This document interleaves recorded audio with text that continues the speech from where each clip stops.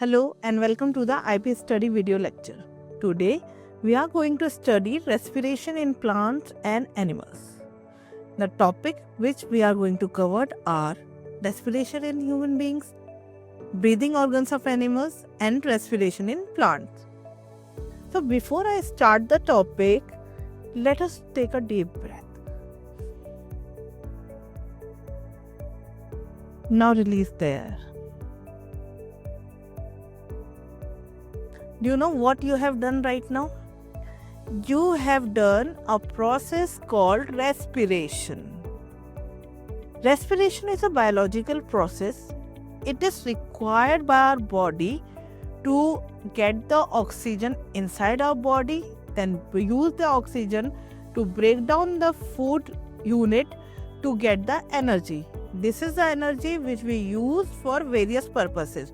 So right now if I am talking, you are listening, we all are spending our energy.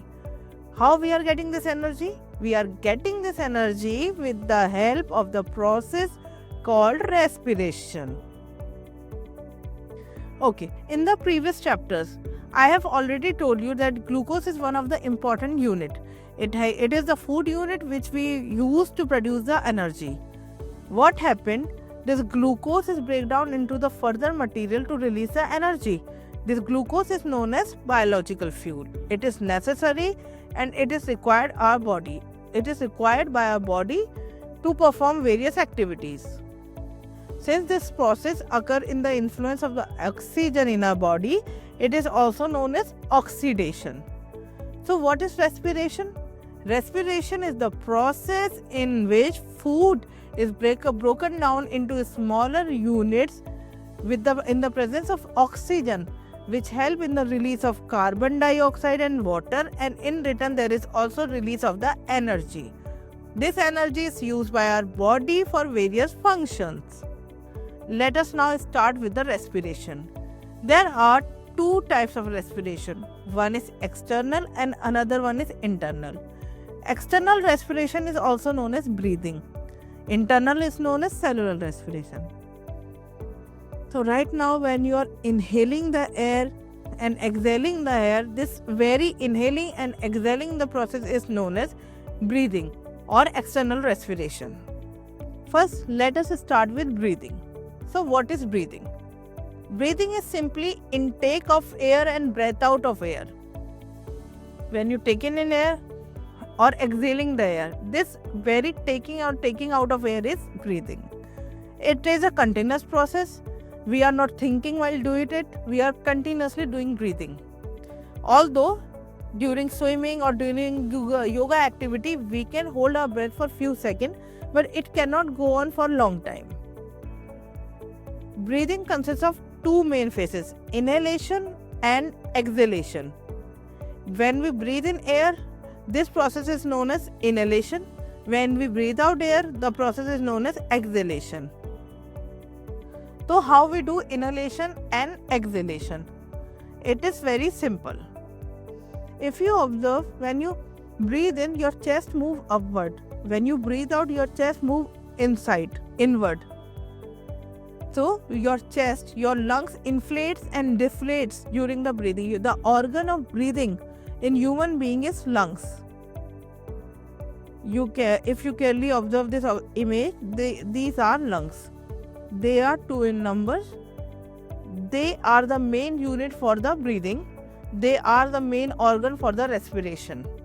They move upward direction or downward direction. They inflate or deflate, means they fill up with air or they release the air like a balloon, which help in the process of breathing. Now let us understand the organ system which participate in breathing. The organ system is known as respiratory system. It is made up of organs such as nostril, trachea, lung and bronchi. Each have their own important function in our body which allow the proper respiration. What happens when we breathe in air?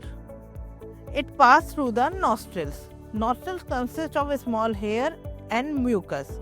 What they do? Hair trap the dust and germs, and mucus make the hot air as per the temperature of our body. From nostril, this air is passed through a pipe-like structure known as trachea, which we also call windpipe. From trachea also contains mucus. It traps remaining microorganisms and dust, and then pass the air through the structure called bronchi. This very trachea is divided into, it is divided into two smaller tubes which are known as bronchi. This bronchi is further divided into very small structures known as bronchioles. These bronchioles are attached to the lungs. So from bronchioles, air entered the lungs. These lungs consist of many small air sacs known as alveoli. These alveoli extract the oxygen from the air and transport it to the blood vessels. Let me show you what happened. You take the air inside from the nose. From nose, it moves to the trachea. From trachea, it moves to the bronchi. From bronchi, it moves to this small narrow tubes. You can observe this narrow tube. These are bronchioles. From bronchioles, it enters to the alveoli. These are the air sacs. Along with the air alveoli, there are small blood vessels attached to it. If you can observe this structure, you can see these blue and red lines. These are blood vessels. Alveoli pass on the oxygen to it, and from this blood supply oxygen throughout all the body cells where respiration occur. And this respiration is known as internal respiration or cellular respiration. Similarly, process of carbon dioxide exhalation occur. How? Body blood supply the carbon dioxide from various organs to the lungs, and it takes a similar pathway and moves out through the nostrils. So we can say that the pathway taken by the oxygen is opposite to the pathway taken by the carbon dioxide. Pathway for the inhalation is taking in air through nostril and reach to the blood, and for the exhalation, blood supply the carbon dioxide to the lungs and it moves out into the air via nostrils. Before we learn that what will happen to the oxygen which is supplied to different body cells, let us now continue with the internal respiration. Internal respiration is also known as cellular respiration. What happened in this? The oxygen we get during the process of breathing act on the glucose present in our body.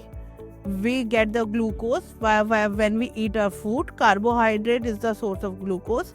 Carbohydrate broken down and absorbed in the form of glucose. So all the body cells have this glucose. When oxygen is supplied to the body, it acts with glucose, broken it down and release energy. You have already seen this chemical reaction in which glucose is broken down in the presence of oxygen to release carbon dioxide, water and energy. This carbon dioxide is expelled, removed from the body with the process called exhalation. We have already studied the pathway of exhalation in which blood supplied carbon dioxide to the lungs, and from lungs it reached to the trachea and then move out via nostrils. So, cellular respiration. Cellular respiration is of two types, aerobic respiration and anaerobic respiration. Before we take aerobic respiration, let me tell you how scientists discovered that our body exhales carbon dioxide. What they take a test tube which consists of lime water. They exhale the air in the lime water directly and it becomes milky. Whitish, it turns whitish. This proves that carbon dioxide is present in the air we exhaled, as lime water can only be turned milky in the presence of carbon dioxide. You can also try it in your bio lab or chemistry lab. It's very simple. Let us now continue with the aerobic respiration. Most of the organisms, whether plants, animals or microorganisms, they derive the energy from aerobic respiration. What is aerobic respiration and what is anaerobic respiration? The respiration in which oxygen is required is known as aerobic respiration. However, the respiration in which oxygen is not required is known as anaerobic respiration. So, can you tell me the chemical reaction I have shown you? Is it a aerobic respiration or anaerobic respiration? You already know that we go through aerobic respiration, but in certain conditions we also undergo anaerobic respiration. Our body cells undergo anaerobic respiration in situation when our body is forced to work hard. When it will happen, so that if when we are so much running, in this condition we need more oxygen than we are burning. So body do not get the excess amount of oxygen required for the burning of the glucose. In that condition, body undergo respiration to release energy. In this condition, the energy released through anaerobic respiration. It often causes cramping in our body. Let us now continue with breathing organs of animals. Human beings, you already know, we breathe through lungs. However, different organisms have different organ system. Smaller animals, and you like unicellular organisms or smaller multicellular animals, they directly absorb oxygen from the atmosphere. But there are certain organs which are utilized by complex animals. These breathing organs are skin, gills and lungs. Some of the organisms such as frog, they breathe through skin. Earthworm, they breathe through skin. All the fishes, most of the water animals need gills to breathe in, and lungs. These are used by mammals such as human beings, cow, even whale need this organ for breathing. All these organs help in the exchange of gases. There are certain common features which all these organs have. They have large surface area so that gaseous exchange can be possible. It is done with their thin membrane with short diffusion, and they all have a wet surface where gases can easily be dissolved. Let us now take examples of one by one each animal, how they breathe. First, start with small animals like earthworm and leech. These animals have moist skin which absorb the oxygen or release carbon dioxide direct into the atmosphere. Another examples are fish. I have already told you that they have gills. What gills do? There is dissolved oxygen in the water. These gills extract the oxygen from the water and then pass it to the all organs of the body. Similarly, small insects have small respiratory tubes called tracheoles. They are in contact with the body tissue and they are in contact with the atmosphere. These spiracles, these tracheal tubules are also known as spiracles. They take in the oxygen and pass it to the different body tissues. Let us now study the respiration in plants. In the previous lecture, when I was telling you about the photosynthesis, I was telling you about the structure called stomata. And during telling the stomata, I have already told you that stomata not only help in the entry of the carbon dioxide, but it also requires with the entry of the oxygen. When plants are undergoing the process of respiration, the stomata open and take the oxygen from the atmosphere inside it. Apart from stomata, plants also have lenticels and root hair cells, which help in taking the or exchange of the gases. I have already told you about the stomata. Now let us go to another structure called lenticels.